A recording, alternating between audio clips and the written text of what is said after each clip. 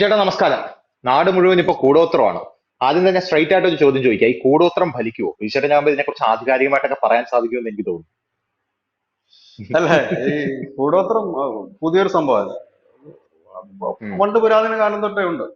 അതായത് ഈ മനുഷ്യൻ ആഹ്, ആദിമകാലങ്ങളില് ഈ പ്രകൃതിയെ ശരിക്കും ഭയപ്പെട്ടു.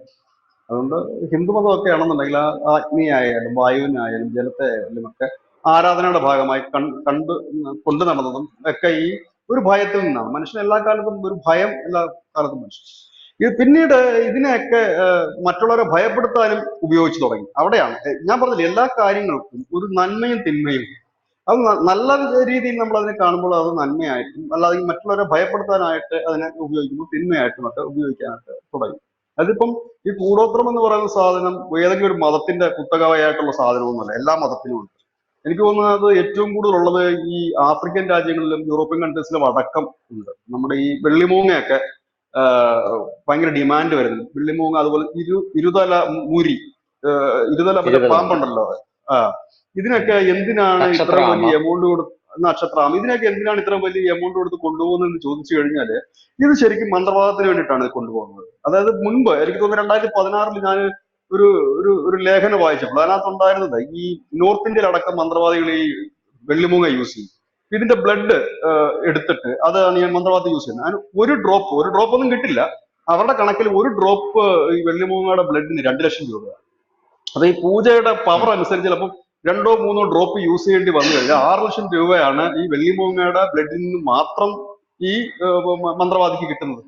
ഇത് കൂടാതെ തന്നെ മറ്റ് ഇത് പൈസ. അപ്പൊ അങ്ങനെ അനവധി അനവധി കാര്യങ്ങൾ ഉണ്ട്. അങ്ങനെ ഈ നമ്മുടെ കേരളത്തിൽ തന്നെയാണ് ഇതിന്റെ ഏറ്റവും, നമ്മൾ വിദ്യാസമ്പന്നർ എന്ന് പറയുന്നത് നമ്മുടെ ഈ നാട്ടിലാണ് ഏറ്റവും കൂടുതൽ. ഇത് ഇവിടെ മാത്രമല്ല, ഇന്ത്യയിലല്ല, കേരളത്തിൽ മാത്രമല്ല, വടക്കിഴക്ക് സംസ്ഥാനങ്ങളൊക്കെ ഇതിന്റെ കേന്ദ്രമാണ്. ആഫ്രിക്ക ഇതിന്റെ കേന്ദ്രമാണ്. അമേരിക്ക ഇതിന്റെ കേന്ദ്രമാണ്. ലോക നേതാക്കൾ ഉൾപ്പെടെ, സെലിബ്രിറ്റികളുടെ കാര്യം തന്നെ ഞാൻ പറയുന്നില്ല, ഈ ഫിലിം സ്റ്റാറിന്റെ കാര്യം ഞാൻ പറയുന്നില്ല. അബദ്ധത്തിൽ പോലും ഇവരെങ്ങാനൊക്കെ ഒന്ന് വെള്ളത്തിൽ കൂടെ പൊങ്ങി വരത്തില്ല. കാരണം അത്രയ്ക്ക് ചെമ്പും തകിടുമാണ് ഇദ്ദേഹം മുഴുവൻ. ഒരിക്കലും പൊങ്ങി വരാൻ പറ്റാത്ത പരുവത്തിലാണ് പലരും എന്നുള്ളതാണ്. കാരണം അന്ധവിശ്വാസത്തിന്റെ ഒരു കേന്ദ്രമായിട്ട് ഇത് മാറുകയാണ്. ഇതിനെ യൂട്ടിലൈസ് ചെയ്യാനായിട്ട് ഒരുപാട് ആളുകളുണ്ട്. ഇതിനെയൊക്കെ എതിർക്കുന്നു എന്ന് പറയുന്ന ഇവിടുത്തെ ഇടതുപക്ഷക്കാര് പോലും കൃത്യമായി തന്നെ ഇങ്ങനെയുള്ള കാര്യങ്ങളിൽ ഏർപ്പെടുന്നു. കാരണം എനിക്ക് തോന്നുന്നു ഈ ഒരു പുതിയ കാലഘട്ടത്തിലാണ് ഇതിന്റെ ഒരു വലിയ രീതിയിലുള്ള ഒരു ഡിമാൻഡ് വന്നത്. അതിന്റെ കാരണം എന്താണെന്ന് വെച്ച് കഴിഞ്ഞാല് ഇപ്പൊ നമുക്കെല്ലാം ഫാസ്റ്റ് ആയിട്ട് വേണം.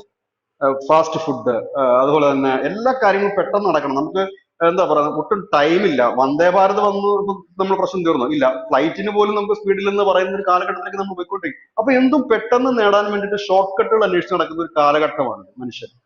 അപ്പോ അങ്ങനെ ഇരിക്കുന്നിടത്താണ് ഇത്തരം ദുർമന്ത്രവാദങ്ങൾ എന്ന് പറയുന്നത്, ഇല്ല കൂടോത്രങ്ങൾ എന്ന് പറയുന്നത് ഒരു വരുന്നത്. അതായത് പല രീതിയിലുള്ള കൂടോത്രങ്ങൾ. ഇപ്പൊ പരീക്ഷയ്ക്ക് ജയിക്കാനോ ഇല്ലെങ്കിൽ മറ്റൊന്നും കാര്യം നേടാനോ പെട്ടെന്ന് എളുപ്പ മാർഗം 2 ദിവസത്തിനുള്ളിൽ നേടാനോ ഇല്ലെങ്കിൽ 5 ദിവസത്തിനുള്ളിൽ നേടാൻ വേണ്ടിയിട്ട് ഞാനൊരു കാര്യം ചെയ്തു തരാം എന്ന് പറയുമ്പോ സ്വാഭാവികമായിട്ട് ഇവരൊരു വലിയ തുക മുടക്കാൻ തയ്യാറാണ്. ഒരുപക്ഷെ ഈ തുക അടിച്ചുകൊണ്ട് പോകുന്നതാണ് എന്ന് അറിയാമെങ്കിൽ കൂടി ഇവര് ഒരു തരം ഒരു പ്രത്യേക മെന്റാലിറ്റിയിലായി. കാരണം എനിക്കിത് നേടിയേ പറ്റൂ അത് എന്ന് കരുതിയിട്ട് ഈ ഒരു വലിയ തുക കൊണ്ട് ഇവർക്ക് കൊടുക്കുന്നു. ഒരുപക്ഷെ ഇത് ഓട്ടോമാറ്റിക് ആയിട്ട് നമുക്ക് കിട്ടാവുന്ന ഒരു കാര്യമാണെങ്കിൽ പോലും നമ്മൾ അതിന് വേണ്ടി വെയിറ്റ് ചെയ്യാൻ തയ്യാറല്ല. എനിക്ക് അനുവദിക്കപ്പെട്ടിട്ടുള്ള ജോലി 2 ദിവസം കഴിയുമ്പോൾ എനിക്ക് അതിന്റെ ഓഫർ ലെറ്റർ വരും എന്നുള്ളത് യാഥാർത്ഥ്യമാണ്. പക്ഷെ എനിക്ക് അതുവരെ ക്ഷമിക്കാൻ കഴിയുന്നില്ല. എനിക്ക് ഹൈ ടെൻഷൻ കൊണ്ട് ഞാൻ ഉടനെ തന്നെ ഒരു മന്ത്രവാദിയെ വിളിക്കുന്നു. പുള്ളി പറയുന്നു, ശരി ഞാനൊരു വലിയ സംഭവം കൂടോത്രം ചെയ്യാം, അതിനൊരു 5 ലക്ഷം രൂപയാകും അല്ലെങ്കിൽ 2 ലക്ഷം രൂപയാകും എന്ന് പറയുന്നു. ഞാൻ ഈ പൈസ കൊണ്ട് കൊടുക്കുന്നു. ഓട്ടോമാറ്റിക് ആയിട്ട് 2 ദിവസം കഴിയുമ്പോൾ എനിക്ക് സ്വാഭാവികമായി വരേണ്ട ആ ഓഫറിംഗ് ലെറ്റർ എന്റെ കൈ കിട്ടുന്നു. ഞാൻ ജോലിക്ക് ജോയിൻ ചെയ്ത് കഴിഞ്ഞാൽ പിന്നെ ഞാൻ ഈ മന്ത്രവാദിയുടെ അഡിക്റ്റ് ആണ്. പിന്നെ അയാളോട് ചോദിക്കാതെ ഞാൻ ഭക്ഷണം കഴിക്കുകയോ ഉറങ്ങുകയോ എന്റെ പ്രാഥമിക കൃത്യങ്ങൾ നിർവഹിക്കുകയോ പോലും ചെയ്യാൻ കഴിയാത്ത ഒരു അവസ്ഥയിലേക്ക് പോകും. ഇത് ഞാൻ മാത്രമല്ല ഇതിനകത്ത് വരുന്നത്. ഞാൻ ഇത് 10 പേരുടെ അടുത്ത് പറയുന്നു, ഇങ്ങനെ ഒരു സ്ഥലത്ത് ഒരു വലിയ സംഭവമുണ്ട്, ഒരു വലിയ മന്ത്രവാദിയുണ്ട്, അവിടെ പോയി കഴിഞ്ഞാൽ സംഭവം എല്ലാം ഓക്കെ ആകും എന്ന് പറയുന്നു. അപ്പൊ ഈ വരുന്ന 10 പേരിൽ ഒരാളെങ്കിലും എങ്ങനെയെങ്കിലുമൊക്കെ എന്തെങ്കിലുമൊക്കെ ശരിയായി എന്നുണ്ട്, അയാൾ പിന്നെ ഒരു 10 പേരിലേക്ക് പറയും. അങ്ങനെയാണ് ഇതിന്റെ ഒരു ചെയിൻ പോകുന്നത്. ഇത് കേരളം ഇപ്പൊ നമ്മളിപ്പോ കേരളത്തിലും ഇന്ത്യയിലൊക്കെ ഈ അടുത്ത സമയത്ത് നേതാക്കന്മാർ തന്നെ ഓപ്പൺ ആയിട്ട് പറയുന്ന ഒരു സാഹചര്യം. ഇതിനു മുമ്പ് ഞാൻ പറഞ്ഞിരുന്ന ഈ ട്രംപും ഒബാമയുമാണ്. ഈ ഒബാമയുടെ കയ്യിൽ എപ്പോഴും ഒരു പ്രതിമ കൊണ്ട് നടക്കും ഒബാമ. അത് ഹനുമാൻ ഹനുമാന്റെ. പ്രതിമയാണെന്നാണ്. എന്നല്ല, പക്ഷെ അത് ഹനുമാൻ പ്രതിമ അല്ല എന്നാണ് പറയുന്നത്. അതായത് ഈ ആഫ്രിക്കയിൽ ആണ് ഈ മന്ത്രവാദത്തിന്റെ വലിയ കേന്ദ്രമുള്ളത്. അപ്പൊ അവിടുന്ന് ഉള്ള ഒരു ഹൈ പവർ ഉള്ള പവർ കൊടുക്കുന്ന ഒരു പ്രതിമയാണ് ഈ ഇദ്ദേഹത്തിന് കൈ സൂക്ഷിച്ചിരിക്കുന്നത് എന്നാണ് പറയുന്നത്. ഈ ട്രംപ് അധികാരത്തിൽ വരുമ്പോഴും ട്രംപ് ഒരുപാട് കൂടോത്രങ്ങൾ ചെയ്തിട്ടാണ് അധികാരത്തിൽ വന്നതെന്നാണ് പല മാധ്യമങ്ങളും എഴുതിയിരിക്കുന്നത്. അപ്പോൾ ഇങ്ങനെയൊക്കെയുള്ള ഒരുപാട് കാര്യങ്ങൾ നമ്മുടെ ഈ ലോകത്ത് തന്നെ സംഭവിക്കും. നമ്മൾ ഈ അമേരിക്ക എന്നൊക്കെ പറയുമ്പോഴത്തേക്കും വലിയ രാജ്യമാണ്, വികസിത രാജ്യമാണ്, അവിടെ ഭരിക്കുന്നവരുടെ പേരാണ് ഞാൻ ഈ പറഞ്ഞ ട്രംപും ഒബാമയും എന്നൊക്കെ പറഞ്ഞത്. ഇവര് പോലും ഇതിൽ നിന്ന് വ്യത്യസ്തരല്ല. കാരണം ഒരു അമാനുഷികമായ പവർ വേണം എന്നുള്ളതാണ്. അതിപ്പം നമ്മുടെ ശരീരത്തിന്റെ പവർ വേണമെങ്കിൽ നമ്മളിപ്പോ എന്താ ഈ ജിമ്മിനൊക്കെ പോകുന്ന ആളുകൾ മസിൽ പെരുപ്പിക്കാനായിട്ട് ചില സ്റ്റിറോയിഡുകളൊക്കെ കുത്തിവെക്കാറുണ്ട്. അതുപോലെ തന്നെ നമ്മുടെ മൈൻഡിനെ തൃപ്തിപ്പെടുത്താനോ ഇല്ലെങ്കിൽ എന്തെങ്കിലും കാര്യം നേടിയെടുക്കാനോ ഒക്കെയാണ് ഈ കൂടോത്രം എന്ന് പറയുന്നത്. പക്ഷെ ഇതിനകത്ത് ഒരു മതവും വ്യത്യസ്തമല്ല എന്നുള്ളതാണ്. ഞാൻ ഈ മത പണ്ഡിതന്മാരോടും ആചാര്യന്മാരോടൊക്കെ ചോദിക്കുമ്പോൾ അവർ ചിരിച്ചിട്ട് പറയുന്ന ഒരു കാര്യം, അങ്ങനെ ഒരു സംഭവം ഒരു മതത്തിലും പറയുന്നില്ല എന്നുള്ളതാണ്. അതായത് അങ്ങനെ ഇങ്ങനെയുള്ള ഒരു ആഭിചാര ക്രിയകൾ തന്നെ പിൻകാലത്ത് എപ്പോഴോ രൂപപ്പെടുത്തിയെടുത്ത ഒന്നാണ് ആഭിചാര ക്രിയകൾ എന്ന് പറയുന്നത്. ഈ ക്രിയകളൊക്കെ കൃത്യമാണോ അല്ലയോ എന്നുള്ളത് പരിശോധിക്കാനാണില്ല. നേരെ മറിച്ച് ഇപ്പോൾ നമുക്കിപ്പോ ഹിന്ദുമതത്തെ കുറിച്ച് മാത്രം ആധികാരികമായിട്ട് എന്തെങ്കിലും, ആധികാരികമല്ല, ഹിന്ദുമതത്തെ കുറിച്ച് എന്തെങ്കിലും ഒരു അറിവ് ചെറുതായിട്ടെങ്കിലും ഉണ്ട്. അപ്പം നമ്മുടെയൊക്കെ ആണെങ്കിൽ ഇപ്പം എന്താണ് വിദ്യാവിജയ മന്ത്ര പുഷ്പാഞ്ജലിയോ ഇല്ലെങ്കിൽ പിന്നെ ഭാഗ്യസൂക്താർച്ചനയോ ഒക്കെ എന്താണെന്ന് ചോദിക്കാൻ നമുക്ക് നിലവിൽ ഇപ്പോൾ നമുക്ക് സംവിധാനമുണ്ട്. നമുക്ക് ആചാര്യന്മാരുണ്ട്, തിരുമേനിമാരുണ്ട്, ഇല്ല അറിവുള്ളവരുണ്ട്, അവരിത് പറഞ്ഞു തരും. നേരെ മറിച്ച് ഈ നമ്മൾ ഈ പറയുന്ന കൂടോത്രവും ഇല്ലെങ്കിൽ ആഭിചാരവും ഒക്കെ എന്താന്ന് വെച്ചാൽ അതിനെക്കുറിച്ച് ഒരു എക്സ്പ്ലനേഷൻ തരാനായിട്ട് ആരും ഇല്ല എന്നുള്ളതാണ്. കാരണം അതൊന്നും ഒരു ആധികാരികത ഉള്ള ഒന്നും അല്ല. അതുകൊണ്ടാണ് ഇപ്പൊ നമ്മളിപ്പോ ഒരു ക്ഷേത്രത്തിൽ പോകുന്നു, ആ ക്ഷേത്രത്തിൽ എഴുതി വെച്ചിരിക്കുന്ന വഴിപാടുകൾ എന്തൊക്കെയാണെന്ന് ആ തിരുമേനിയോട് ചോദിച്ചാൽ തിരുമേനി എന്തിനുള്ളതാണ് എന്താണ് എന്ന് പറഞ്ഞു തരികയും അതിന്റെ മന്ത്രങ്ങൾ പറഞ്ഞു തരികയും മറ്റും ചെയ്യാറുണ്ട്. അതുപോലെ തന്നെ ഈ ചില മുസ്ലിം പള്ളികളിൽ മറ്റൊക്കെ ചെല്ലെങ്കിൽ അവർ അവിടെ പ്രത്യേക പ്രാർത്ഥനകൾ നടത്താറുണ്ട്. ആ പ്രാർത്ഥനകൾ എന്താണ് എന്ന് ആ പ്രാർത്ഥന നടത്തുന്ന വ്യക്തികൾ നമുക്ക് പറഞ്ഞു തരികയും മറ്റും ചെയ്യാം. ഇതുപോലെ തന്നെ ക്രിസ്ത്യൻ പള്ളി, ഇതൊക്കെ നോർമലി സംഭവിക്കുന്ന കാര്യങ്ങളാണ്. ഇത് നോർമലി ഒരു ആരാധനാലയത്തിൽ അല്ലെങ്കിൽ ഒരു മതത്തിൽ നടക്കുന്ന കാര്യങ്ങൾ. മറ്റേതെന്ന് പറഞ്ഞാൽ ഒരു ബ്ലാക്ക് മാജിക് എന്ന് തന്നെയാണ് അതിന് പറയുന്നത് തന്നെ. അതിന് വേറൊരു തലത്തിലാണ്. കേരളത്തിലാണെങ്കിൽ സാത്താൻ സേവക്കാരുണ്ട്, വടക്കിഴക്കൻ സംസ്ഥാനങ്ങളിൽ ഓൺലൈൻ വഴി ഈ കൂടോത്രം ചെയ്യുന്നവരുണ്ട്. ഇതൊക്കെ കൂടുതൽ യൂസ് ചെയ്യുന്ന ബിസിനസ്സുകാര്, അതുപോലെ തന്നെ ഈ പ്രണയം അങ്ങനെയൊക്കെ ഉള്ളത് യൂത്ത് ഒരുപാട് അത് യൂസ് ചെയ്യുന്നുണ്ട്. ഇതിന്റെ ഇടയിൽ കൂടെ ഒക്കെ ഒരുപാട് ഡ്രഗ്സിന്റെ കച്ചവടങ്ങൾ നടന്നു പോകുന്നുണ്ട്. ഈ വലിയൊരു ചെയിനാണ് ഈ സാധനം. അതുപോലെ തന്നെ ഇതിനകത്ത് ബിസിനസ്സുകാര് ഇങ്ങനെയൊക്കെയാണ്. അതായത് കയറി വരാൻ, അതായത് എനിക്ക് സ്വാഭാവികമായിട്ട് എനിക്ക് പവർ ഉണ്ട് അല്ലെങ്കിൽ എനിക്ക് കപ്പാസിറ്റി ഉണ്ടെങ്കിൽ ഞാൻ കയറി വരും. എനിക്ക് കയറി വരുന്നതിന് ഒരു പരിധിയുണ്ട്. എന്റെ ഒരു എന്താണ് പറയുന്നത്, എന്റെ പരിധിക്കനുസരിച്ച് എനിക്ക് കയറാൻ പറ്റും. ധനുഷിന്റെ പരിധിക്കനുസരിച്ച് ധനുഷിന് വളരാൻ പറ്റും. അതിനപ്പുറത്തേക്ക് പോകണമെന്ന് പറഞ്ഞാൽ വലിയ ബുദ്ധിമുട്ടാണ്. ഇത്രയും കൂടോത്രക്കാരും കാര്യങ്ങളും കടന്നിട്ട് മോഹൻലാലിനും മമ്മൂട്ടിക്കും സുരേഷ് ഗോപിക്കും മുകളിൽ വേറെ ഒരാൾക്ക് വരാൻ പറ്റിയില്ല. വരാൻ പോകും, ഇനി കാലം കിടക്കുന്നതല്ലേ ഉള്ളൂ. അവരുടെ കാലഘട്ടത്തിൽ അവർ 10-35 വർഷമായിട്ട് ഈ ഫീൽഡിൽ നിൽക്കുന്നുണ്ട്. മോഹൻലാൽ ആണെങ്കിൽ തന്നെ അനവധി സിനിമകൾ പൊട്ടു ജയിക്കുകയൊക്കെ ചെയ്യും. ഇവരുടെ പടം വിജയിക്കുമ്പോഴത്തേക്ക് പറയുന്നത് എന്താ, ഒരു കാര്യം ആലോചിക്കുന്നത്, പണ്ട് ഞാൻ ഈ കുബേർ കുഞ്ചിയുടെ പരസ്യം കണ്ടോണ്ടിരിക്കും. അപ്പോ എന്റെ ഒരു കൂട്ടുകാരൻ ഇത് കണ്ടിട്ട് പറഞ്ഞത്, അങ്ങനെയാണെങ്കിൽ ഒരെണ്ണം വാങ്ങിച്ച് നമുക്ക് തോമസ് ഐസക്കിന്റെ ഓഫീസിൽ വെച്ച് കൊടുക്കാം, ധനം വരുമെങ്കിൽ, അങ്ങനെയെങ്കിലും നമ്മുടെ ഖജനാവ് ഒന്ന് നിറയട്ടെ എന്നൊക്കെ പറയുന്ന ഒരു സാഹചര്യമൊക്കെ ഉണ്ടായിരുന്നു. കഴിഞ്ഞ ദിവസം നമ്മുടെ സുധാകരന്റെ ഒരു വീഡിയോ വന്നിട്ടുണ്ട്. സുധാകരന്റെ വീട്ടിൽ നിന്ന് 1.5 വർഷം മുമ്പ് കണ്ടെടുക്കുന്ന കൂടോത്രം, സുധാകരനും രാജ്മോഹൻ ഉണ്ണിത്താനും കൂടെ കണ്ടെടുക്കുന്ന കൂടോത്രത്തിന്റെ ദൃശ്യങ്ങളാണ് ആ വീട്ടിൽ നിന്ന് പുറത്തു വന്നത്. 1.5 വർഷം മുമ്പുള്ള വീഡിയോ ആണ്. പക്ഷെ ഇപ്പോഴാണ് ആരോ അത് ചെകഞ്ഞെടുത്ത് പുറത്ത് വിട്ടിരിക്കുന്നത്. അപ്പൊ ഇത് വലിയ രീതിയിലുള്ള ചർച്ചകൾക്കാണ് വഴിവെച്ചിരിക്കുന്നത്. അപ്പൊ സുധാകരന്റെ വീട്ടിൽ നിന്ന് കൂടോത്രം കണ്ടെത്തുന്നു. എന്റെ ഓർമ്മ ശരിയാണെങ്കിൽ VM സുധീരനാണെന്ന് തോന്നുന്നു. സുധീരന്റെ വീട്ടിൽ കൂടോത്രങ്ങൾ കണ്ടെത്തിയിട്ടുണ്ട്. രാജ്മോഹൻ ഉണ്ണിത്താന്റെ വീട്ടിൽ നിന്ന് കണ്ടെത്തിയിട്ടുണ്ടെന്ന് എനിക്ക് തോന്നുന്നു. ഇനി കമ്മ്യൂണിസ്റ്റുകാരുടെ വീട്ടിൽ നിന്ന് കൂടോത്രം കണ്ടെത്തിയാലും അവർ പുറത്ത് പറയില്ല, കാരണം നാണക്കേട് കൊണ്ട് പുറത്ത് പറയില്ല, അത് നമുക്ക് എല്ലാവർക്കും അറിയാം. ഇപ്പൊ എന്റെ ഓർമ്മയിൽ പെട്ടെന്ന് വരുന്നത്, നമ്മുടെ കോടിയേരി ബാലകൃഷ്ണൻ എവിടെയോ പ്രസംഗിച്ചുകൊണ്ട് നിന്നപ്പോ കോടിയേരി ബാലകൃഷ്ണൻ കൈയൊന്ന് ഉയർത്തിയപ്പോ കോടിയേരി ബാലകൃഷ്ണന്റെ ഷർട്ടിന്റെ ഇടയിലൂടെ ഒരു ഏലസ് കണ്ടു എന്ന് പറയുന്ന ഒരു വിവാദം ഉണ്ടായിട്ടുണ്ട്. അങ്ങനെ ഏലസ് കോടിയേരി ബാലകൃഷ്ണൻ കെട്ടുപോലായിരിക്കുമോ. പക്ഷെ അടുത്ത ദിവസം കോടിയേരി ബാലകൃഷ്ണൻ വന്നിട്ട് അത് കോപ്പപ്പ് ചെയ്തു. കാരണം അത് ഏലസ് അല്ല, അത് ഷുഗറിന് വേണ്ടി വെക്കുന്ന എന്തോ ഒരു മെഷീൻ ആണെന്ന് എന്ന് കോടിയേരി ബാലകൃഷ്ണൻ പറയുന്ന ഒരു സാഹചര്യം ഉണ്ടായി. പക്ഷെ കോടിയേരി ബാലകൃഷ്ണന്റെ വീട്ടിൽ നിന്നും നമുക്കറിയാം, വിശ്വാസികളാണ്, അവരുടെ മക്കളൊക്കെ ശബരിമലയിൽ പോകുന്ന ആൾക്കാരാണ്, പൂമൂടൽ നടത്തുന്ന ആൾക്കാരാണ്, വിശ്വാസം ഉണ്ട് എന്നുള്ള കാര്യത്തിൽ യാതൊരു തർക്കവുമില്ല. അപ്പോ ഇത്തരത്തിൽ കമ്മ്യൂണിസ്റ്റുകാർ അത് പറയാനില്ല. പിന്നെ ഡി കെ ശിവകുമാറിന്റെ ഈ ഇടയ്ക്ക് ഒരു കൂടോത്ര ആരോപണം വന്നിരുന്നു. ഡി കെ ശിവകുമാർ പറയുന്നു കൂടോത്രം ചെയ്ത് തന്നെ തോൽപ്പിക്കാനായിട്ട് ഒരു ശ്രമം നടത്തുന്നു എന്ന് പറഞ്ഞിരുന്നു. എനിക്ക് തോന്നുന്നു ബിജുചേട്ടാ അതുകൊണ്ടായിരിക്കുമല്ലേ, കാരണം ഇത്രയധികം സീറ്റ് കോൺഗ്രസിന് കുറഞ്ഞു പോയത് കൂടോത്രം നടത്തിയോണ്ടായിരിക്കുമെന്ന് എനിക്ക് തോന്നുന്നു അല്ലേ. നമ്മളെ അല്ല കർണാടകയിൽ ഈ പ്രജ്വൽ രേവണ്ണയുടെ വിഷയം വന്നതിന് ശേഷവും ബി ജെ പിക്ക് അവിടെ 18 സീറ്റ് ഉണ്ട്, കോൺഗ്രസിന് 9 സീറ്റേ ഉള്ളൂ. അതുകൊണ്ടായിരിക്കും കുറഞ്ഞതാണ് എന്റെ ഒരു ബലമായ സംശയം. അല്ല ഇതിനകത്ത് കേരളത്തില് കൂടോത്രം വി എം സുധീരൻ 2018 അന്ന് കോൺഗ്രസിന്റെ ഗ്രൂപ്പ് വഴക്കൊക്കെ ശക്തമായി നിൽക്കുന്ന സമയം, ഉം. സുധീരൻ അധ്യക്ഷ പദവിയൊക്കെ ഒഴിഞ്ഞു നിൽക്കുന്ന സമയം, അന്ന് സുധീരൻ തന്നെ പറഞ്ഞത് 8 തവണ കൂടോത്രം ചെയ്തു, ഞാൻ എന്റെ കുടുംബവും അത് മിണ്ടാതിരിക്കുകയായിരുന്നു, 9ാമത്തെ തവണ സഹിക്കാൻ ഉം. പറ്റാത്തതുകൊണ്ട് ഞാൻ പുറത്ത് പറഞ്ഞതാണ് എന്ന് പറയുകയുണ്ടായത്. അന്നും ഈ രാജ്മോഹൻ ഉണ്ണിത്താൻ മന്ത്രവാദിയെ കൂട്ടി വന്ന് അവിടെ നിന്ന് ഒഴിപ്പിക്കുക. അതുപോലെ ഇപ്പൊ ഈ കെ ഉം. സുധാകരന്റെ വിഷയത്തിലും രാജ്മോഹൻ ഉണ്ണിത്താൻ തന്നെയാണ് അതിന്റെ മന്ത്രവാദിയെ കൊണ്ടുവന്ന് ഒഴിപ്പിക്കുകയോ അല്ലെങ്കിൽ കണ്ടെത്തുകയോ ചെയ്തിരിക്കുന്നത്. അതുപോലെ തന്നെ കോൺഗ്രസും ഈ അടുത്ത കാലത്ത് പുറത്തേക്ക് ഒരു ബാലകൃഷ്ണ പെരിയുണ്ട്. അദ്ദേഹം പറഞ്ഞത് അദ്ദേഹത്തിന്റെ രാ- ഭാര്യ ഈ കൂടോത്രം കണ്ട് പൊട്ടി രാജ്മോഹൻ കരഞ്ഞു. അവിടെയും ഈ രാജ്മോഹൻ രാജ്മോഹൻ ഉണ്ണിത്താനാണ് ഈ മന്ത്രവാദിയെ. ഉണ്ണിത്താനാണോ അതെ, എനിക്ക് തോന്നുന്നു രാജ്മോഹൻ ഉണ്ണിത്താനാണോ കോൺഗ്രസിന്റെ ഔദ്യോഗിക മേപ്പാട്? അല്ല അപ്പൊ അപ്പൊ ഇവിടെ എല്ലായിടത്തും അല്ല എന്താണെന്നറിയാം അതിന്റെ കാര്യം. അദ്ദേഹം ഒരു വിശ്വാസിയായിരിക്കും, ഒരു പക്ഷെ അമിതമായ ഒരു അന്ധവിശ്വാസം ഉം. അദ്ദേഹത്തിന് ഉണ്ടാകാമായിരിക്കാം, അതായിരിക്കാം എന്റെ ഒരു കാരണം. ഉം. ഏതായാലും ഈ പൊളിറ്റിക്സ് ഇതുണ്ട്. നമ്മൾ കർണാടകത്തിലും തമിഴ്നാട്ടിലൊക്കെ പോകാൻ മിക്കവാറൊക്കെ ഈ ടൗണിലും റോഡിലും ഒക്കെ പോകുമ്പോൾ അവിടെ ഈ സിന്ദൂരം, പിന്നെ വെറ്റില, നാരങ്ങ മുറിച്ചത്, അങ്ങനെ മുളക് ഒക്കെ കിടക്കുന്നതാണ്. അപ്പം പറയും ഈ ഉം. എന്താണ് ദുരാത്മാക്കളെ കൊണ്ടുവന്ന് കളയുന്നതാണ്. മിക്കവാറൊക്കെ നമ്മൾ ഇച്ചിരി നേരത്തെ ഒരു 6 മണിക്കൊക്കെ എഴുന്നേറ്റ് സിറ്റിയിൽ കൂടെ ഒക്കെ നടക്കാമെങ്കിൽ പോലും നമുക്കിത് കാണാൻ കഴിയും. അപ്പം ഇത് വലിയ രീതിയിൽ തന്നെ ഇത് ഈ ഒരു കൂടോത്രം നിൽക്കുന്നുണ്ട്. പക്ഷെ എന്റെ ഒരു സംശയം ഇതല്ല, ഇത്രയും കൂടോത്രക്കാര്, അതായത് ഇപ്പൊ നമ്മുടെ ഈ ഈ ഈ കഴിഞ്ഞ ലോക്സഭാ തെരഞ്ഞെടുപ്പ് അട്ടിമറിക്കാൻ വേണ്ടി അമേരിക്ക ഉൾപ്പെടെയുള്ള വലിയ രാജ്യങ്ങൾ ശ്രമിച്ചിട്ടുണ്ട്. ഇപ്പൊ സോറോസസ് ഒക്കെ കോടികളാണ് മുടക്കിയത്. അതിന്റെ ഒരു 4-1 മുടക്കാൻ നടന്നിട്ടുണ്ടായിരുന്നെങ്കിൽ മോദിയെ തോപ്പിച്ച് തറ പറ്റിക്കാൻ പറ്റുമായിരുന്നു. കൂടോത്രം എല്ലാ കൂടോത്രക്കാരും ഉം. കൂടെ ഒന്നിച്ചിരുന്നു, ഈ ആഫ്രിക്കക്കാരും നോർത്ത് ഇന്ത്യയിലുള്ള കൂടോത്രം, വടക്കിഴക്കൻ സംസ്ഥാന കൂടോത്രം, കേരളത്തിലെ കൂടോത്രക്കാർ, എന്തേ അത് സംഭവിക്കാൻ.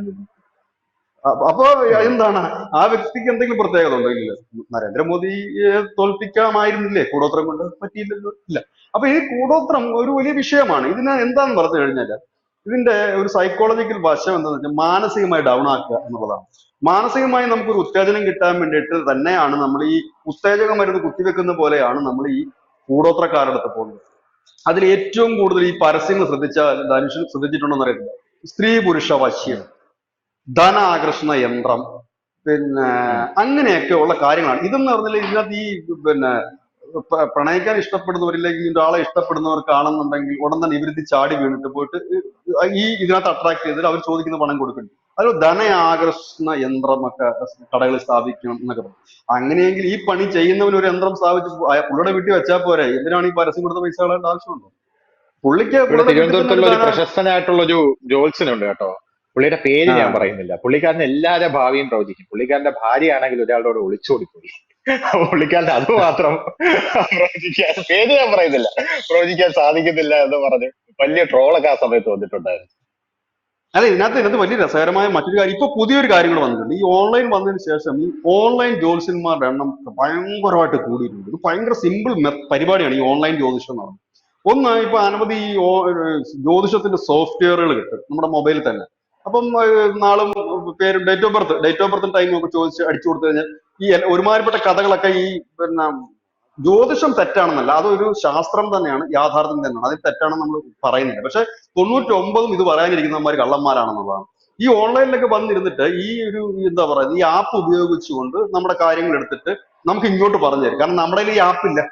അപ്പൊ നമ്മള് പറയുമ്പോൾ നമുക്ക് വിശ്വാസം, ആ ശരിയാണ് ശരിയാണ്, എനിക്ക് 5 വയസ്സ് വരെ എനിക്ക് ഇതായിരുന്നു, 10 വയസ്സ് വരെ ഇതായിരുന്നു, ഇനി നിങ്ങൾക്ക് ഇനി വളരെ എളുപ്പമായ ഒരു കാര്യം എന്തെന്ന് ചോദിച്ചാൽ ഭാവി പ്രവചിക്കുക എന്നുള്ളത് തന്നെയാണ്.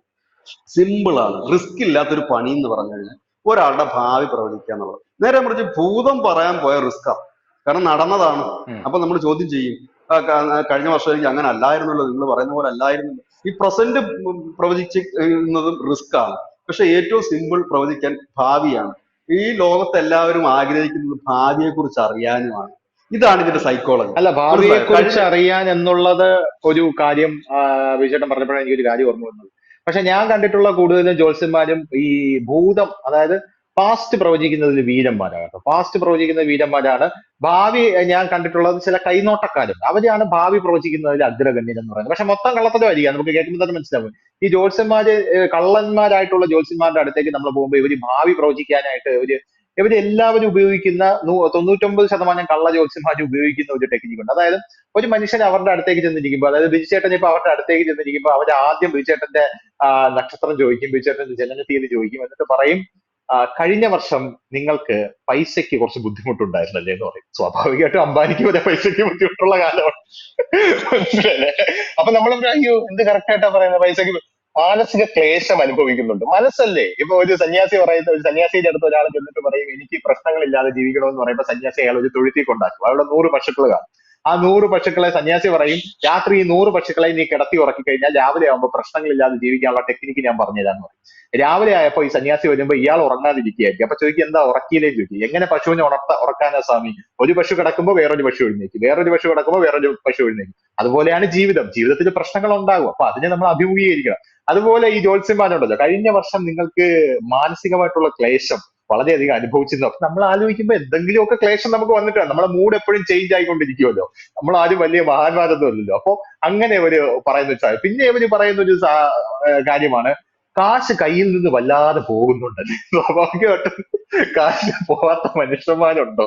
അങ്ങനെ എന്നിട്ടാണ് ഇവര് ഭാവി പ്രവചിക്കാൻ വരുന്നത്. എന്നിട്ട് പറയും നിങ്ങളിപ്പോ 2024 ഞാൻ കാണുന്നത് 2026-നും 2030-നും ഇടയിൽ നിങ്ങളുടെ കയ്യിൽ അതിഭീകരമായിട്ട് കാശ് വരാനായിട്ട് സാധ്യതയുണ്ട്, വീട് വയ്ക്കാനും വയ്ക്കാതിരിക്കാനുമുള്ള സാധ്യത കാണുന്നുണ്ട് എന്നൊക്കെ പറഞ്ഞ് പ്രവചിക്കുക. അത് ഭയങ്കര ഈസി ആയിട്ടുള്ള പണിയാണ്. ചില സമയത്ത് അല്ല എനിക്ക് അത്ഭുതം തോന്നും. ധനുഷ്, ഇതിനകത്ത് ഈ നമ്മുടെ ഈ ജ്യോതിഷത്തില് യഥാർത്ഥം നമ്മൾ ജ്യോതിഷന്മാരായിട്ട് സംസാരിക്കുമ്പോൾ അവർ പറഞ്ഞ കാര്യം, നമ്മൾ ജ്യോതിഷം നോക്കാൻ ചെല്ലുമ്പോൾ യാതൊരു കാര്യവും പറയേണ്ടതായിട്ടില്ല. അവര് നമ്മുടെ എല്ലാ കാര്യങ്ങളും ഇങ്ങോട്ട് പറയും. ഇവിടെ നടക്കുന്ന സംഭവം നമ്മൾ ചെല്ലുന്ന ഇത് ജ്യോത്സ്യനോട് അങ്ങോട്ട് പറഞ്ഞു കൊടുക്കുക, ശരീരത്തിന് നല്ല സുഖമില്ല, പിന്നെ കുടുംബത്തിലാകപ്പാടെ കലഹമാണ്, മൂത്ത മകൻ പഠിക്കാൻ മഹാമോശമാണ്, ഈ കാര്യങ്ങളെല്ലാം ജ്യോത്സ്യനോട് നമ്മൾ അങ്ങോട്ട് ഓൾറെഡി പറഞ്ഞു കൊടുക്കുക. അതായത് പുള്ളിക്ക് ഇങ്ങോട്ട് പറഞ്ഞു തരാനുള്ള എല്ലാ ക്യാപ്സൂളൊക്കെ കാര്യങ്ങളും നമ്മൾ അങ്ങോട്ട് പുള്ളിയുടെ തന്നെ പറഞ്ഞു കൊടുക്കുകയാണ്. എന്നിട്ട് തൊഴുത് പിടിച്ചിട്ട് നിൽക്കുമ്പോൾ പുള്ളി എല്ലാ കാര്യങ്ങളും മനസ്സിൽ നോട്ട് ചെയ്തു. ഓഹോ, അപ്പൊ പുള്ളി ചോദിക്കുകയാണ് കുടുംബത്തിൽ ആപ്പാടെ കലഹമാണ്, ഇത് തന്നെയല്ലേ ഇങ്ങോട്ട് നമ്മൾ കുറച്ചു മുമ്പേ എന്ന് പറഞ്ഞു കൊടുത്തത്, ഇത് അതെ അതെ തന്നെയാണ് അതെ അതെ. എനിക്ക് കുടുംബത്തിൽ പ്രശ്നമാണ്, ഇത് തന്നെയാണ് പുള്ളി ചോദിക്കുന്നത്. പക്ഷെ യഥാർത്ഥ ജ്യോതിഷം എന്ന് പറഞ്ഞു കഴിഞ്ഞാൽ, ഞാൻ ഈ ജ്യോതിഷ ആചാര്യന്മാരുണ്ട്, അതായത് ഒരു ശാസ്ത്രമാണ്, ഉം. വർഷങ്ങളുടെ ഒരു ഒരു സബര്യ കൊണ്ട് തപസ്യ കൊണ്ടൊക്കെ പഠിച്ചെടുത്ത വലിയ ആചാര്യന്മാരുണ്ട്. അപ്പൊ അവരുടെ അടുത്ത് ചോദിക്കുമ്പോൾ അവര് ഉണ്ടുണ്ട്. പറയുന്നത് അവര് പറയുന്നത് ഒരാളുടെ ജ്യോതിഷം നോക്കാൻ വേണ്ടത് സമയം ഒരു 3-3.5 മണിക്കൂർ വേണ്ടി വരും. അതായത് ഇവരുടെ ഈ ഗ്രഹങ്ങളുടെ നിലയും ഇതിനകത്ത് വിശ്വാസമുള്ളവരെ കുറിച്ച് മാത്രമാണ് ഞാൻ പറയുന്നത് കേട്ടോ, അല്ലാതെ ഈ ജ്യോതിഷത്തിന്റെ ഒരു ഭയങ്കര സംഭവമാണെന്നല്ല ഞാൻ പറയുന്നത്. ആ ഒരു ശാസ്ത്രത്തെ കുറിച്ചാണ് പറയുന്നത്. കാരണം ആസ്ട്രോളജി ഒരു ശാസ്ത്രമായതുകൊണ്ട്.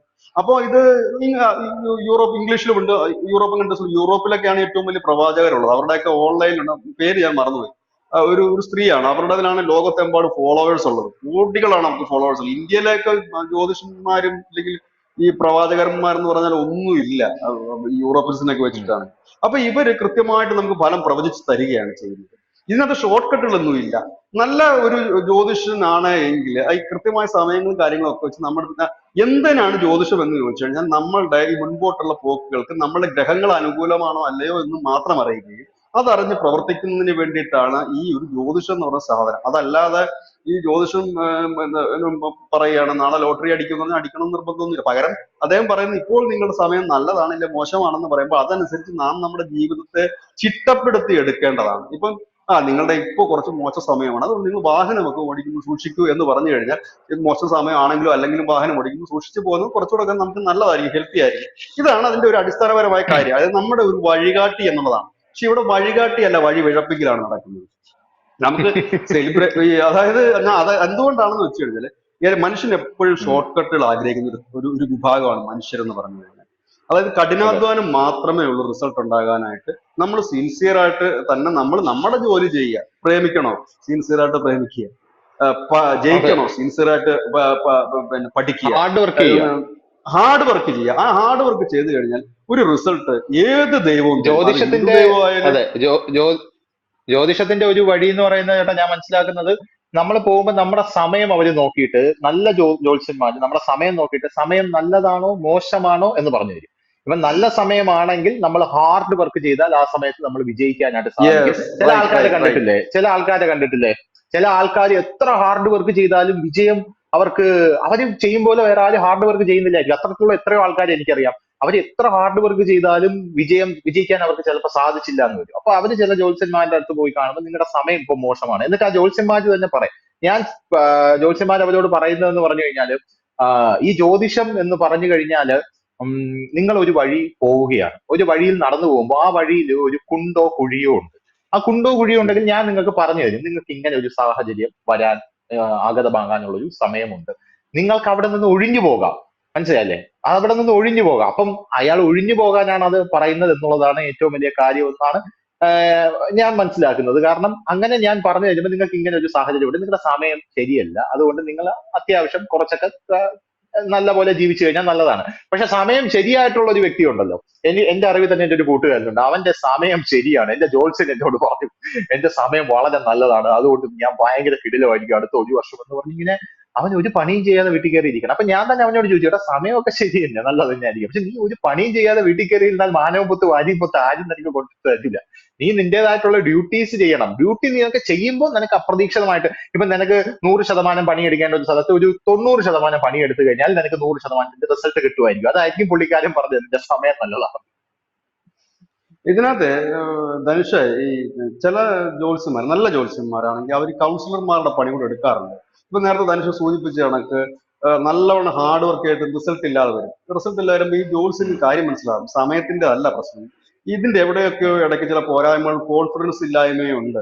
അപ്പൊ ഈ ജ്യോത്സ്യൻ എന്ത് ചെയ്യും ഉണ്ട്. എന്ന് പറഞ്ഞു കഴിഞ്ഞാൽ, ഒരു കാര്യം ചെയ്യും, അടുത്ത ക്ഷേത്രത്തിൽ പോയി ഒരു ശത്രു സംഹാര പുഷ്പാഞ്ജലി കഴിച്ചേക്കൂ കുറച്ച് ദിവസം എന്ന് പറയാം. എന്തിനാണെന്ന് ഉം വെച്ച് ഉം കഴിഞ്ഞാല് ഇങ്ങനെയുടെ മനസ്സിലൊരു കോൺഫിഡൻസ് ലെവൽ കൂട്ടുക. അതൊക്കെ നോർമലി ഉള്ള ഒരു ക്ഷേത്രത്തിൽ പോകാം, ക്ഷേത്രത്തിൽ പോകുന്നതിന്, അല്ലെങ്കിൽ ഒരു ആരാധനയാണ്, ക്ഷേത്രമല്ല മോസ്ക് ആയാലും എവിടെ ആയാലും ഒരു ഉം ആരാധനാലയത്തിൽ പോകുന്നതിന് പോസിറ്റീവ് എനർജിക്ക് വേണ്ടിയിട്ടാണ്, ഒരു കൃത്യനിഷ്ഠയ്ക്ക് വേണ്ടിയിട്ടാണ് അല്ലെ. നമ്മൾ രാവിലെ ഒരു കൃത്യമായ സമയത്ത് എഴുന്നേക്കുന്നു, കുളിക്കുന്നു, പോകുന്നു. ഇതിന് വേണ്ടിയിട്ടാണ് ആ ജോലിസ് പറഞ്ഞു കൊടുക്കുന്നത് അവിടെ പോകുന്നുള്ളത്. അതല്ലാതെ ഈ ജയിക്കാനായിട്ട് കൂടോത്രം ചെയ്യുകയാണെന്നുണ്ടെങ്കിൽ ഈ ലോകത്ത് എല്ലാവരും ജയിക്കില്ലേ, പരാജയപ്പെടുന്നവരെ കാണില്ലല്ലോ. ഇല്ലേ? ഇപ്പൊ ലോട്ടറി ശരി. എടുക്കുന്നു, ലോട്ടറി എടുക്കുകയാണെന്നുണ്ടെങ്കിൽ നമുക്ക് കൂടോത്രം ചെയ്ത് ലോട്ടറി അടിപ്പിച്ചു തരാൻ പറ്റും? ഇല്ലല്ലോ. അതിന് ഉം നമ്മൾ ജ്യോത്സ്യന്മാരോട് ചോദിക്കും, ഞാനൊരു ലോട്ടറി എടുത്തിട്ടുണ്ട്, അടിക്കുമോ എന്ന് ചോദിച്ചാല് ഏതെങ്കിലും ഒരു ജ്യോത്സ്യൻ അതിന് മറുപടി പറഞ്ഞിട്ടുണ്ടോ, നിങ്ങൾക്ക് ലോട്ടറി അടിക്കും എന്ന് പറഞ്ഞിട്ട് ഏതെങ്കിലും ജ്യോത്സ്യൻ ഉം അടിച്ചായിട്ട് കേട്ടിട്ടുണ്ട്? ഇല്ല. അത് ഈ കാര്യങ്ങളൊന്നും നമുക്ക് പറയാൻ ഉം പറ്റില്ല. ഞാൻ പറഞ്ഞില്ല, ഇപ്പൊ ഈ ഓൺലൈൻ വന്നതുകൊണ്ട് ഉം ഒരുപാട് പേര് ഇതോടൊക്കെ വേഷം കെട്ടിലോട്ട് ഇറങ്ങിയിട്ടുണ്ട്. അത് നല്ലവരുണ്ട്, ഇല്ലെന്നല്ല ഉം ഞാൻ പറഞ്ഞത്. ആ നല്ലവരുടെ എണ്ണം വളരെ കുറവാണ്. എല്ലാത്തിലും ഉള്ളത് കണക്ക് തന്നെ മോശം ആളുകളുടെ എണ്ണം വളരെ കൂടുതലുമാണ്. ഞാൻ പറഞ്ഞത് കൂടുതലുമാണ്. മനുഷ്യന് മനസ്സിലായത് ഇതാണ് ഇതിന്റെ ഒരു ആ ബേസിക് പ്രശ്നം. ഈ കൂടോത്രം ഈ ഉം കേരളത്തിൽ ഇപ്പൊ കോൺഗ്രസിന്റെ നേതാക്കള് പുറത്ത് പറയുന്നത്, ഈ കർണാടകത്തിലും തമിഴ്നാട്ടിലൊക്കെ ഇതൊരു പതിവ് സംഭവമാണ് ഈ കൂടോത്രം എന്ന് പറയുന്നത്. ഉം നോർത്ത് ഇന്ത്യ ഉം അടക്കമുള്ള കേരളത്തിലൊക്കെയാണ് സാത്താൻ സേവ എന്ന് പറഞ്ഞൊരു വിഭാഗമുണ്ട്. ക്രിസ്ത്യൻ എന്നല്ല, ഉം അവർ ക്രിസ്ത്യൻ മതത്തിന്റെ ഒരു വിഭാഗമാണെന്നാണ് പറയുന്നത്. പക്ഷെ അവർ ജീസസിനെ അംഗീകരിക്കുന്നില്ല.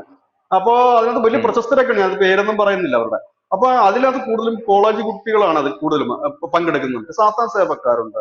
അതുപോലെ തന്നെ ഈ അങ്ങനെ പലതരത്തിലുള്ള ആഭിചാരക്രിയകൾ, കാര്യങ്ങൾ, ഇത് കാരണം ഇതിന് വലിയൊരു ഡിമാൻഡ് മാർക്കറ്റ്, ഇത് ചെറിയ എമൗണ്ട് അല്ല. അല്ല ഇത്, അതായത് അതെ, നമ്മൾ വലിയ പറയുമ്പോ എമൗണ്ടാണ് മേടിക്കുന്നത്. ഇത് നമ്മളെ കേരളത്തിലും എവിടെയും മറ്റൊരു സ്ഥലത്തൊന്നും അല്ല.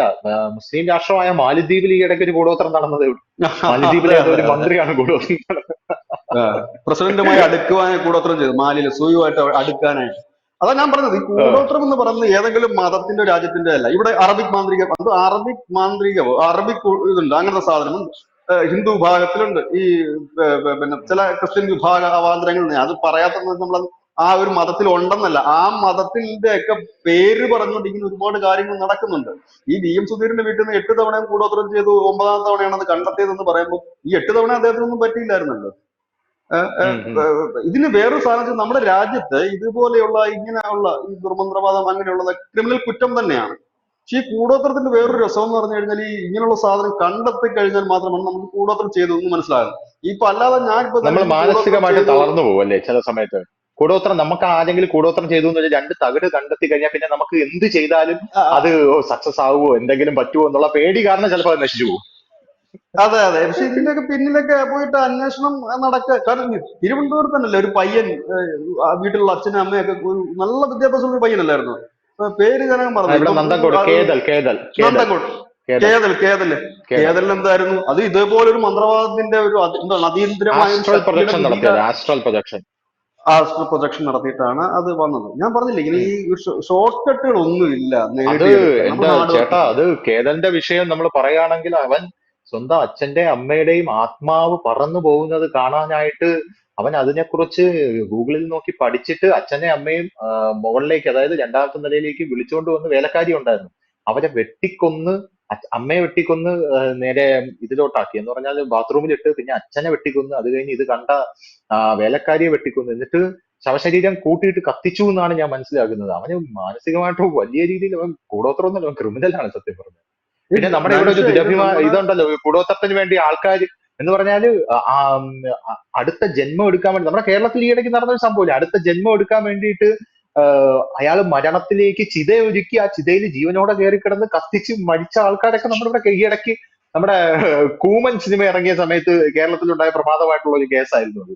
പക്ഷെ അത് സിനിമയിലും അതാണ് പറയുന്നത്, രണ്ടും ഒരു കോ ഇൻസിഡൻസ് ആയിരുന്നു. അങ്ങനത്തെ ഒരു വിഷയമൊക്കെ ഉണ്ടായിട്ടുണ്ട്. അല്ല കേരളത്തിലുള്ളവർ ഇതെന്താ നമ്മളിപ്പോ മോശമൊന്നുമല്ല, ഈ നമ്മൾ പ്രബുദ്ധരാണെന്ന് പറയുന്നതേ ഉള്ളൂ. ഈ കേരളത്തിലാണ് ഇപ്പൊ ഇതിന്റെ കേന്ദ്രം. യൂട്യൂബ് ആയാലും ഫേസ്ബുക്ക് ആയാലും ഒക്കെ നമ്മൾ ഓപ്പൺ ചെയ്ത് നോക്കി ഇതിന്റെ പരസ്യങ്ങൾ തന്നെ ഒരുപാട് വരുന്നുണ്ട്. ഇതിന്റെ പല മെത്തേഡുകളുണ്ട്. പിന്നെ ഇതിന്റെ ഒരു കുഴപ്പം എന്ന് വെച്ചാൽ ഇതൊരു അഡിക്ഷൻ ആണ്. ഈ ഡ്രഗ് അഡിക്ഷൻ പോലെ അല്ലെങ്കിൽ മദ്യപാനാസക്തി പോലെ തന്നെ മറ്റൊരു അഡിക്ഷൻ ആണ് ഈ മന്ത്രവാദത്തിന് പിന്നാലെ പോകാൻ. ഇത് ഈ മന്ത്രവാദി കൊടുക്കുന്ന ഒരു കോൺഫിഡൻസ് ഉണ്ട്. ചിലപ്പോൾ ഇയാള് പറയുന്ന 10 കാര്യങ്ങളിൽ ഒന്ന് നടന്നു എന്ന് വരാം. ഇതോടുകൂടിയാണ് ഒരു വ്യക്തി ഈ മന്ത്രവാദിയുടെ എന്താ ശിഷ്യനായി പോകും. ശിഷ്യൻ എന്നല്ല, അയാളുടെ ഒരു കീഴിലേക്ക് പോവുകയാണ്. പിന്നെ ഈ മന്ത്രവാദി അപ്പോഴെന്ത്, മന്ത്രവാദിക്ക് മനസ്സിലായി എന്റെ വലയിൽ വീണു, എന്റെ ആ 10 ഏറിനകത്ത് ഒന്ന് ഇവന് കൊണ്ടിട്ടുണ്ട്, ബാക്കി 9 ചീറ്റി പോയിട്ടുണ്ട്, അതായാലും ഇവനെ വെച്ച് പിടിക്കാന്ന് പറഞ്ഞിട്ടാണ് പിന്നീട് ഈ വ്യക്തി ചോദിക്കുന്നതിനൊക്കെ, ഇവൻ പൈസ ഉള്ളവനാണെങ്കിൽ മാക്സിമം ഊറ്റും, പൈസ ഇല്ലാത്തവനാണെന്നുണ്ടെങ്കിൽ ചെറിയ ചെറിയ ഊറ്റലൊക്കെ നടത്തത്തുള്ളൂ. ഏതായാലും ഈ ഓൺലൈനിൽ കൂടെ ഒക്കെ ഇരിക്കുന്ന പല മന്ത്രവാദികളും കാര്യങ്ങളും ഒക്കെ ഒരു ദിവസം ശരാശരി ഒരു 1 ലക്ഷം രൂപ അടുത്തെങ്കിലും ഉണ്ടാക്കുന്നുണ്ട്. കാരണം പ്രത്യേകിച്ച് ചെലവൊന്നുമില്ല, വളരെ സിമ്പിൾ ടെക്നിക്ക് ആണ്, അത് മുടക്കി ചെയ്യാം. കാരണം ഇവരെയൊന്നും ആരും മുഖം പോലും ആരുടെയും കണ്ടിട്ടില്ല. ഇവരുടെ ഒന്നും മുഖം പോലും ആരും കണ്ടിട്ടില്ല, കാണണമെന്ന് ആഗ്രഹമില്ല. കാരണം ഇത് കണക്കുള്ള അനവധി ഈ ഡേറ്റ് ഓഫ് ബർത്ത് കൊടുത്തു കഴിഞ്ഞാൽ ഇംഗ്ലീഷിലും മലയാളത്തിലും അനവധി ആപ്പുകളുണ്ട്. അത് നമ്മുടെ ഡീറ്റെയിൽസ് പറയാം. ആ ഡീറ്റെയിൽസ് പറഞ്ഞു കൊടുത്തു കഴിയുമ്പോൾ തന്നെ സ്വാഭാവികമായിട്ട് ഇപ്പുറത്തെ ഇരിക്കുന്നവൻ വീണ് കഴിയുമ്പോൾ ഇവന്റെ ആവശ്യങ്ങൾ ആദ്യം തന്നെ പറയുന്നുണ്ട്. എനിക്ക് പരീക്ഷയ്ക്ക് ജയിക്കണം, ഇല്ലെങ്കിൽ ഒരു ജോലി വേണം, ഇല്ലെങ്കിൽ സ്നേഹിച്ച പെണ്ണിനെ കല്യാണം കഴിക്കണം, അല്ലെങ്കിൽ മറ്റെന്തെങ്കിലും വേണമെന്ന് പറയുന്നു. ഈ ആവശ്യത്തിനനുസരിച്ചിട്ട് ഇവർ തിരക്കുന്നത് നിങ്ങൾ എന്ത് ചെയ്യുന്നു എന്നാണ് ചോദിക്കുന്നത്. എന്ത് ചെയ്യുന്നു എന്ന് ചോദിച്ചു കഴിഞ്ഞാൽ ജോലിയാണോ ബിസിനസ് ആണോ എന്നാണ്. ജോലിയാണെങ്കിൽ റേറ്റ് അല്പം കുറയും, കാരണം കൃത്യമായി കിട്ടുന്ന വരുമാനം. ഉം. ബിസിനസ് ഉം. ആണെങ്കിൽ ഇഷ്ടംപോലെ മറിക്കാൻ കാണും, കാരണം ബിസിനസ്സുകാരനാണെന്നുണ്ടെങ്കിൽ ഒറ്റയടിക്ക് മറിക്കാൻ കാണും. ഇവരൊക്കെ ഒറ്റയടിക്ക് മറിക്കുന്നവരാ. പിന്നീട് ഇവരെ വിളിച്ചാൽ ചിലപ്പോൾ കിട്ടണമെന്നില്ല. അതേപോലെയാണ് ഇതിനകത്ത് പോകുന്ന രീതികൾ. കാരണം ഇവർ പിന്നെ ഫോൺ എടുക്കുകയോ അല്ലെങ്കിൽ ചിലപ്പോൾ ആ നമ്പർ തന്നെ മാറിക്കളഞ്ഞിരിക്കും. പിന്നെ അടുത്ത തട്ടിപ്പോട്ട് അടുത്ത നമ്പറും പേരും ഒക്കെ ആയിട്ട് പുറത്തോട്ട്. കാരണം ഇങ്ങനെ അനവധി പേരുകളൊക്കെ ഇട്ടിട്ടാണ് നമുക്ക് നമ്മളിപ്പോ ഞാൻ പറയാം സോഷ്യൽ ഇത് മീഡിയ ഞാൻ ഇത് വലിയ രീതിയിലുണ്ട്. ഞാനൊരു ഡൗട്ട് കൂടെ ചോദിക്കട്ടെ ബിജുട്ടാ, അതുകൂടെ ചോദിച്ചിട്ട് നിർത്താം. കാരണം സമയം ഒരുപാട്, നല്ല ചർച്ചയാണ്, പക്ഷെ സമയം ഒരുപാട് നീണ്ടുപോകുന്നു. അതായത് ബിജുട്ടനെ അറിയാമോ എന്ന് എനിക്കറിയില്ല, അറിയാമെങ്കിൽ മാത്രം മറുപടി പറഞ്ഞാൽ മതി. ഒരു വിശ്വാസമായിട്ട് ബന്ധപ്പെട്ട ഒരു വിഷയം കൂടെ ആയതുകൊണ്ട്, നമ്മുടെ ഈ തമിഴ്നാട്ടില് വൈദ്യനാഥേശ്വരം അങ്ങനെ എന്തോ ഒരു സ്ഥലം ഉണ്ടല്ലോ, അതായത് നമ്മുടെ മുജ്ജന്മത്തെ കുറിച്ച് പറഞ്ഞു കഴിഞ്ഞാൽ നാടി പിടിച്ച് നോക്കിയിട്ട് പറഞ്ഞു കഴിഞ്ഞാൽ അതിനൊക്കെ എന്തെങ്കിലും സത്യമുണ്ടോ? എന്തായാലും അല്ല, അത് അറിയാമോ? നാഡി ജ്യോതിഷം, അത് വേറെ ആ ഏടെടുത്തിട്ട് പറയുന്ന ഒരു സാധനമാണ്. അതൊന്ന് പറഞ്ഞു കഴിഞ്ഞാൽ ഞാൻ പറഞ്ഞില്ല, അത് ആ നമുക്ക് ഏടെടുത്തിട്ട് പറയും. അത് നമുക്ക് നഷ്ടം വരുന്ന ഒരു കാര്യമല്ല, നമ്മളെ ദ്രോഹിക്കുന്ന കാര്യമല്ല, നമ്മൾ ആർക്കും ദ്രോഹം ചെയ്യുന്ന ഒരു കാര്യമല്ല. അത് വിശ്വാസം ഉണ്ടോ ഇല്ലയോ എന്നുള്ളതല്ല. കാരണം അവിടെ അനവധി ഉം. ഗ്രന്ഥങ്ങൾ, താളിയോല ഗ്രന്ഥങ്ങൾ സൂക്ഷിച്ചിരിക്കുക. ആ ഗ്രന്ഥങ്ങൾ അതെ എടുത്ത് അതെ. അവർ നമ്മളുടെ പഴയകാല പിന്നെ പഴയ കാലങ്ങൾ നമ്മൾ ഏതായിരുന്നു മുജ്ജന്മം. ജന്മം എന്ന് പറയുന്നത്, ഇതിനെല്ലാം സെപ്പറേറ്റ് റേറ്റ് അവർ ഉം. വെച്ചിട്ടുണ്ട്. അതായത് ഒരു നാഡീ ഉം. ജ്യോതിഷത്തിന് പോകുന്ന ഒരാൾക്ക് ഒരു ദിവസം, അതായത് രാവിലെ പോയി കഴിഞ്ഞാൽ വൈകുന്നേരം വരെ ഈ ഏടുകളെല്ലാം വായിച്ച് വായിച്ച് അതിൽ പല ഉം. കാണ്ഡങ്ങളായിട്ടാണ് അവർ തിരിച്ചിട്ട് പറയുന്നത്. അതെന്ന് പറഞ്ഞു കഴിഞ്ഞാൽ അത് അവരുടെ ഒരു ശാസ്ത്രമാണ്, ഒരു പുരാതനമായ കാര്യം. അത് ഈ അന്ധവിശ്വാസം കൂട്ടിക്കെട്ടേണ്ട യാതൊരു കാര്യമില്ല. ഒന്നും വേണ്ട. ഞാനൊരു കാര്യം ഉം. പറഞ്ഞുതരാം സിമ്പിൾ ആയിട്ട്. ധനുഷിന് നിങ്ങളുടെ ആ ഉം. പിന്നെ ഏരിയയിലൊക്കെ അതുണ്ടോ എന്ന് എനിക്കറിയില്ല. പ്രത്യേകിച്ച് വടക്കൻ മേഖലയിൽ ഉം. ഒക്കെ സ്ഥിരമായി മുൻപ് കാണാറുള്ള കാര്യമാണ് ഈ ഭാഗവതം കെട്ടുന്ന ഒരുപാട് പേരുണ്ട്. ഭാഗവതമായിട്ട് അമ്പലത്തിന് നടയായിരിക്കും ഭാഗവതം കെട്ടുക എന്ന് പറയും. ഉം. നമ്മൾ അവരുടെ മുമ്പിൽ പോയി നിന്നിട്ട് ഒരു 10 രൂപ കൊടുത്തു കഴിയുമ്പോഴത്തേനും നമ്മളടുത്ത് പറയാം ഭാഗവതം തുറക്കെന്ന് പറയും. ഭാഗവതം തുറന്നു കഴിഞ്ഞിട്ട് അതിന്റെ ഈ 7 വരിയും 7 വാക്കും 7 അക്ഷരവും തള്ളി, അങ്ങനെയാണെന്നാണ് എനിക്ക് തോന്നുന്നത്, തള്ളിയിട്ട് ബാക്കിയുള്ള ഉം. ഭാഗം വായിച്ചിട്ട് അതിന്റെ അർത്ഥം പറയും. അപ്പോ ഉം. ചിലപ്പോൾ രാമായണം ആണെന്നുണ്ടെങ്കിൽ ഇന്നത് രാമായണം ആണ് കിട്ടുന്നെങ്കിൽ, ഭാഗവതമാണ് കിട്ടുന്നെങ്കിൽ ആ ഒരു എന്താണ് അതിനകത്തെ വേഷം വരുന്നത്, നല്ല കാലമാണ് കഷ്ടകാലമാണെന്ന്. ഇത് തന്നെയാണ് ഈ തത്തയെ കൊണ്ട് കൂട്ടിൽ നിന്ന് മറ്റേ കാർഡ് എടുപ്പിക്കുന്ന പരിപാടി. ഈ കാർഡ് എടുക്കുമ്പോൾ തത്തയ്ക്ക് കിട്ടുന്ന പടങ്ങളാണ് കൃഷ്ണന്റെ പടം, ഇല്ലെങ്കിൽ അമ്പുകുലസ്നിക്കും ശ്രീരാമന്റെ പടം. ഇത് വെച്ചിട്ട് അയാൾ പറയുകയാണ് ചെയ്യുന്നത്.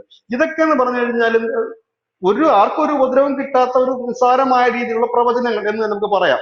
ഈ ഭാഗവതം കെട്ടൽ എന്നൊക്കെ പറഞ്ഞാൽ ഇതാണ് ജ്യോതിഷം. ഞാൻ പറഞ്ഞില്ല, നല്ല രീതി അർത്ഥത്തിലെടുത്തത്. പക്ഷെ ഇതിൽ നിന്ന് പൈസ ഉണ്ടാക്കാൻ വേണ്ടി ശ്രമിക്കുമ്പോഴാണ് ഈ കൂടോത്രം കണക്കുള്ള കാര്യങ്ങൾ നടന്നു വരുന്നത്. ഇതിനെന്ത് ഗ്യാരണ്ടിയാ ഉള്ളത്? ഈ പൈസ കൊടുത്ത് ഇത് നടന്നില്ലെങ്കിൽ ഇവർ തിരിച്ചു തരും, ബാക്കിയുള്ള ലോകത്തുള്ളതിനൊക്കെ ഗ്യാരണ്ടി ഇല്ല.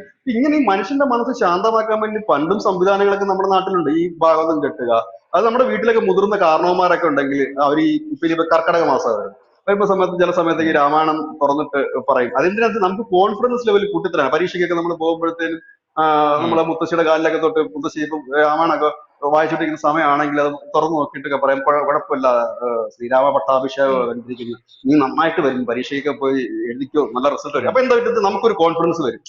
അതേ ശ്രീരാമ പട്ടാഭിഷേകം ഇരിക്കുന്നു.